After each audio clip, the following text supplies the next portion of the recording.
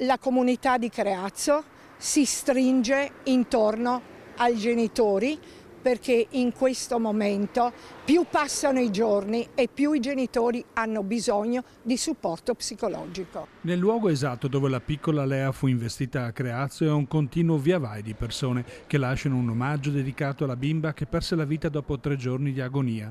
Il comune ha deciso così di riservare poco lontano un'aiuola apposita per non dimenticare quanto accaduto. Siamo usciti in sopralluogo la settimana scorsa per individuare un posto pubblico dove poter mettere la foto della bambina come desiderano i suoi genitori, allegando anche una poesia scritta dalla bambina.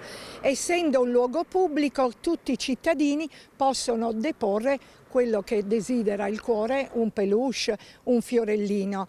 Anche Altavilla Vicentina, dove la bimba risiedeva con la famiglia, ha riservato nel parco pubblico di fronte al municipio uno spazio in ricordo di Lea. In collaborazione con la scuola, perché ovviamente la classe di Lea e la scuola in generale ci teneva molto, abbiamo associato la piantumazione degli alberi quest'anno con un albero dedicato assolutamente a lei. Abbiamo scelto questa location proprio perché è un posto dove i bambini volentieri vanno, dove possono avere questa visione, dove comunque anche i fratellini poi un domani magari andranno alla scuola media e potranno avere sempre nel parco la loro sorellina. Al di là dei gesti simbolici, ora è anche il momento di aiuti concreti per la famiglia della piccola. Sì, allora la mamma siamo in accordi che dobbiamo vederci a breve, proprio per darle il massimo sostegno, cioè da parte mia quello che possiamo fare come amministrazione, ma non solo, anche tramite servizi di volontariato, supporto psicologico, emotivo, insomma